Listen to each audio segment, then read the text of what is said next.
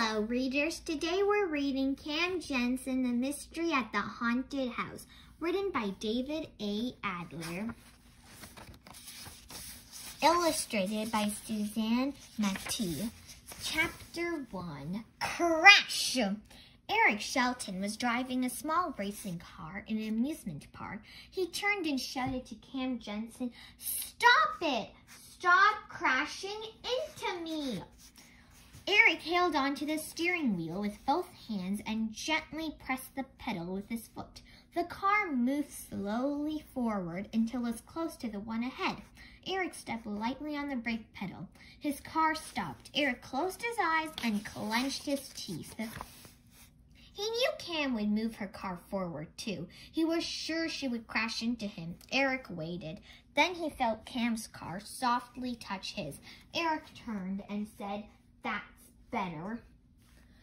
Eric moved his car up again and stopped. He unhooked the safety belt and stepped out onto the platform beside the racetrack. Crash! Cam had driven right into the back of Eric's car. She stepped out and met Eric at the exit. "That was a great ride," Cam said. Eric said, "It was fun until the end. Why did you keep bumping into me?" "The pedal was loose. Anyway, the cars had those big bumpers because they expect us to crash." It was a warm spring Sunday afternoon. Cam and Eric were in the park with Cam's Aunt Katie and Uncle George. "There they are," Cam said. She pointed to two old people sitting on a bench. Aunt Katie was talking to a woman pushing a baby carriage. Uncle George was holding a cane and resting. His eyes were closed and his legs were stretched out in front of him. "Isn't she just the cutest baby?" Aunt Katie said to Cam. "Yes, she's very cute." Cam looked around and asked, "What ride are we going on next?" "Look at her hair. Look at those tiny curls." "I see her hair, Aunt Katie. It's very nice," Cam said. Then she whispered, Eric has a baby brother named Howie. I can see him anytime I want, but this is the only chance I'll have to take these rides." Aunt Katie stood and said, "You're right. I told you we would go on every ride we can, and we will. Where should we go next?" Cam closed her eyes and said, "Click." "What is she doing?" the woman with the baby carriage asked. Eric explained, "Cam has a photographic memory. She can take one look at something and remember it perfectly. It's as if she has a mental camera and photographs stored in her head. Whenever she wants to remember something, she says, 'click.' That's the sound her mental camera makes." Aunt Katie told the woman, "When Cam was a baby, we called her Jennifer. That's her real name. But as soon as we found out about her amazing memory, we began calling her the camera. Soon, the camera was shortened to Cam. I'm looking at a picture of the map we saw when we came into the park," Cam said. Her eyes were still closed. "If we go up the road to the left, we'll pass the parachute and train rides and the haunted house. To the right are the merry-go-round, pony rides, and the gift shop." "Amazing," the woman with the baby carriage said. "Watch out!" Eric called. Cam opened her eyes. Two teenage boys on roller skates were coming toward Cam, Eric, Aunt Katie, and the woman with the baby. Cam moved to the left. Eric and the woman moved to the right. Aunt Katie didn't know which way to go. First she moved to the right, then she moved to the left. Crash! One of the boys couldn't stop. He went right into Aunt Katie. "Oh, my," she said as she fell to the ground. The boys tried to help her, but they couldn't. Each time they started to pull her up, they rolled on their skates and fell again. Finally, Cam, Eric, and Uncle George helped her to the bench. "Oh, my," Aunt Katie said as she sat down. "We're very sorry," the boys said. Then they rolled down the road toward the parachute ride. Aunt Katie brushed off her clothes. Uncle George helped her. "Are you hurt?" Eric asked. Aunt Katie smiled and said, "No, I'm fine. Let's go to the next ride. Let's go to the haunted house." "Oh, yes," Eric said. "I like to be scared." Cam puffed out her cheeks. She held her hands over her head, waved them, and yelled, "Boo!" Uncle George held his hands to his heart. Aunt Katie said, "Oh, my." Eric said, They're just being nice. You're not scary at all. Well, then let's go to the haunted house, Aunt Katie said. I'm sure it'll be very scary. Chapter 2. Cam, Eric, Aunt Katie, and Uncle George walked up the road to the left. Oh, look, there's a baby crying, Cam said. She and Eric walked quickly ahead. Why are you crying? Cam asked the little girl. She lost her balloon, the child's mother said. It's caught in a tree. I tied it to her stroller. Somehow it came off. Cam said, if I stand on the bench, maybe I can reach it. You might fall, Aunt Katie said. I think you should call one of the guards. We could get a ladder, Eric said. Uncle George turned his cane around. With the curved end, he caught the loop on the string and pulled the balloon down. He gave it to the child. Oh, thank you, the child's mother said. Uncle George touched his cap, smiled, and walked ahead. He doesn't talk much, does he? Eric whispered to Cam. Uncle George says it's a noisy world. He says most people talk too much and too loud. Oh, my, Aunt Katie said. The teenage boys were skating toward them. Aunt Katie and Uncle George went quickly to the side of the road and let them skate past. They shouldn't be allowed to race around here like that, Aunt Katie said. Cam, Eric, Aunt Katie, and Uncle George walked to the haunted house. They waited at the end of a long line outside the entrance. A group was let into the house. Cam, Eric, and the others moved forward until they were near a large sign. Cam read it aloud. Warning, small children and nervous adults, keep out. Inside are sudden noises and scary effects. Enter at your own risk. Maybe we should try the merry-go-round instead, Aunt Katie said. We're not small children, Eric told her. We're 10 years old. I want to go in, Cam said as she ran her fingers through her hair. She has what people call bright red hair, even though it is more orange than red. Eric's hair is dark brown. The exit door opened. A girl holding her mother's hand came out smiling. That was great, she said. A few more people came out. They were smiling, talking, and laughing. Then a woman in a blue dress came out holding her hand to her heart, to her chest. That was scary, she said. I was never so scared in all my life.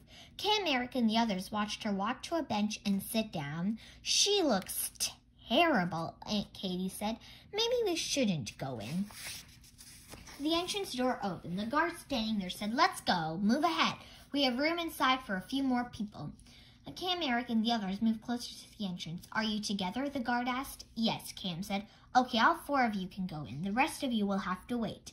The door closed behind Cam, Eric, Aunt Katie, and Uncle George. It was dark inside the house. They followed dim purple lights past a painting with moving eyes. A low, deep voice said, Welcome to my home. Oh, my, Aunt Katie said. Plastic skeletons that shone in the dark were hanging from the ceiling. A tape of scary sounds was playing. Eric whispered to Cam, This is not very scary. A door creaked open and they heard someone scream, Oh, help! There's something scary ahead, Cam whispered. Eric moved closer to Cam and Uncle George. A toy black cat that almost looked real jumped off a bookcase shelf. It fell close to Cam and Eric, then it stopped. It was held by a string. Oh, my, Aunt Katie said. Eric grabbed her hand. I'm not scared, he said. Then something dressed in black jumped at Aunt Katie. Oh, help, she screamed. Let go of me. Chapter 3. Aunt Katie reached for Uncle George and held onto his hand. They followed the small purple lights past wider spiderwebs and creaking furniture. A chair walked past them. The walls seemed to be falling in. Cam, Eric, Aunt Katie, and Uncle George walked faster. A door opened. They were outside the haunted house. Oh, my, Aunt Katie said. That was scary, but I liked it. That wasn't so scary, Eric said, but I liked it too.